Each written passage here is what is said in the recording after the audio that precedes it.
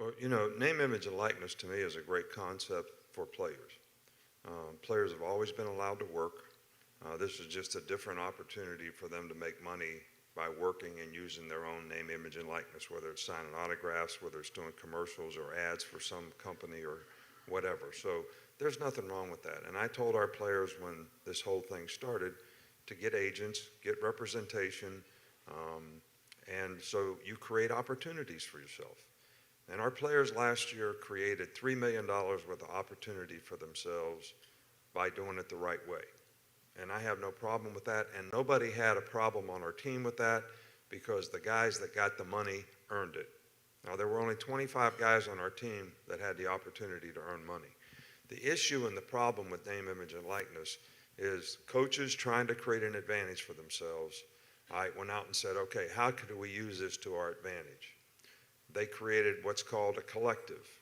All right, a collective is an outside marketing agency that's not tied to the university, that's funded by alumni from the university. And they give this collective millions of dollars. And that marketing agency then funnels it to the players.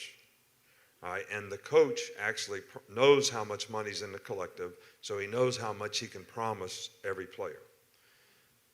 That's not what name, image, and likeness was supposed to be. That's what it's become, and that's the problem in college athletics right now. And now every player is saying, well, what am I going to get? Well, my philosophy is my job is to create a platform for our players to create value for themselves and their future by becoming better people, by graduating from school and developing a career off the field, and by seeing if they can develop a career on the field and play at the next level in the NFL. Our players have made $1.7 billion in the NFL since 2010. All right, so we've created a lot of opportunity. We also have one of the highest graduation rates, in college athletics. We have the most guys that graduate inside of 4 years. So we've done a good job of that. But now in recruiting, we have players in our state that grew up wanting to come to Alabama, that they won't commit to us unless we say we're going to give them what somebody else is going to give them.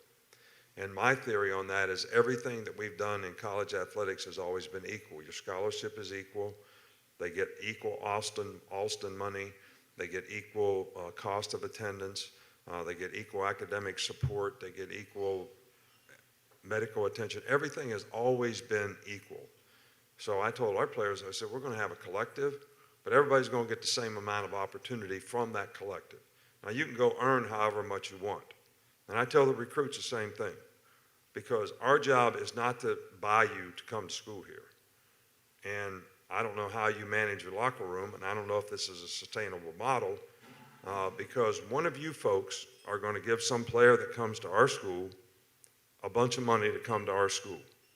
And then you're going to come to the game in full strut, thinking, I'm going to tell everybody I got that guy to come to Alabama. And then he's not going to play, and he's going to transfer, and you're going to say, I'm never going to do this again. All right, so I don't know how it works. I don't know how you sustain a model like that.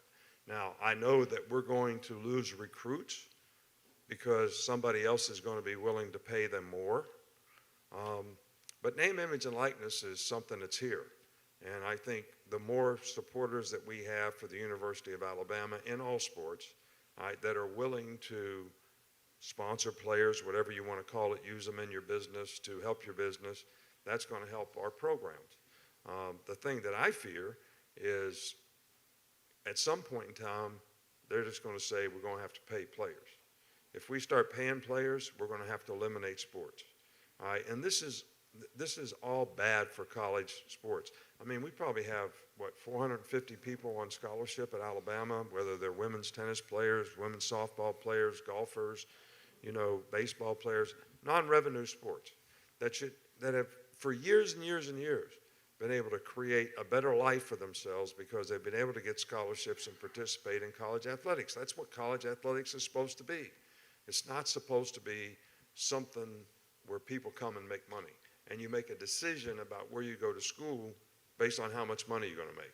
You should make a decision based on where you have the best chance to develop as a person, as a student, and as a player, which is what we've always tried to major in. and we're going to continue to do that, and hopefully there's enough people out there that want to do it.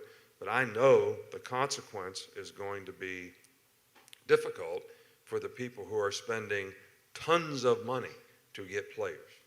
And you've read about them. You know who they are. I mean, we were second in recruiting last year. A&M was first. A&M bought every player on their team, made a deal for name, image, and likeness. All right, we didn't buy one player. All right, but I don't know if we're going to be able to sustain that in the future because more and more people are doing it. Yeah. So it's tough, and people blame the NCAA. But in defense of the NCAA, we are where we are, all right, because of the litigation that the NCAA gets, like the transfer portal. Every time somebody wanted to transfer, they'd apply for a waiver. All right, if you didn't give them, the NCAA didn't give them a waiver so they could be immediately eligible, they filed suit. So the NCAA would back off and give them a waiver. So they just said, we're just going to make a rule where everybody can transfer. That's how that happened. So if the NCAA doesn't get some protection from litigation, whether we got to get an antitrust or whatever it is, from a federal government standpoint, this is not going to change because they cannot enforce their rules, just like Nate said. We have a rule right now that says you cannot use name, image, and likeness to entice a player to come to your school. Hell, read about it in the paper. I mean, Jackson State paid a guy $1 million last year that was a really good Division I player to come to the school. It was in the paper, and they bragged about it. Nobody did anything about it. I mean, these guys at Miami that are going to play basketball there for $400,000, it's in the newspaper. The guy tells you how he's doing it. So, but the NCAA can't enforce their rules because it's not against the law. And that's an issue. That's a problem. And unless we get something that protects them from litigation, I don't know what we're going to do about it. Last night in Alabama? Yes, I would. First of all, I'll say it's a shame that we have to do this. It's really despicable. It's despicable that somebody can say things about somebody and an organization. More importantly, 17-year-old kids. You're taking shots at 17-year-old kids and their families. That they broke state laws. That they're all money. We bought every player on this group. We never bought anybody. No rules were broken. Nothing was done wrong. It was all in the way we do things, the ethics in which we do things. And these families, it's despicable that a reputable head coach could come out and say this when he doesn't get his way or things don't go his way. The narcissist in him doesn't allow those things to happen, and it's ridiculous. But when he's not on top, and the parity in college football he's been talking about, go talk to coaches who coach for him. You'll find out all the parity. Go dig into wherever he's been. You can find out anything. And it's a shame that you got to sit here and defend 17-year-old kids and families. And Texas A&M, because we do things right, we're always going to do things right. But we're always going to be here. We're doing a heck of a job. These coaches have done a great job. Our players have done a great job. The whole organization of recruiting people. It's despicable that we got to sit here at this level of ball and say these things to defend the people of this organization, the kids, 17-year-old kids, and their families. It's amazing. Some people think they're God. Go dig into how God did his deal. You may find out about a guy that a lot of things you don't want to know. We built him up to be the czar of football. Go dig into his past or anybody that's ever coached with him. You can find out anything you want to find out, what he does and how he does it. And it's despicable. It really is. And it's a shame we have to sit up here and have this conversation about things we do. And it's personal to us? Yes, it is. It's personal to A&M. It's personal to our players. It's personal to our coaches and everybody involved. And I know the guy. Know him really well. It's amazing that we're allowed to do those things. It's really despicable. And I hate it. For our players who are coming here, who did things the right way, have done things the right way, and will continue to do things the right way, I apologize to you that people insult you publicly the way they're doing it. And our fans, I apologize to you guys for people saying those things about Texas A&M. I promise you this, there are no violations. There are nothing wrong. It's the second time we've had to do this with grown men who don't get their way and want to pout, throw a fit, and act up. Just go ask all the people who work for him.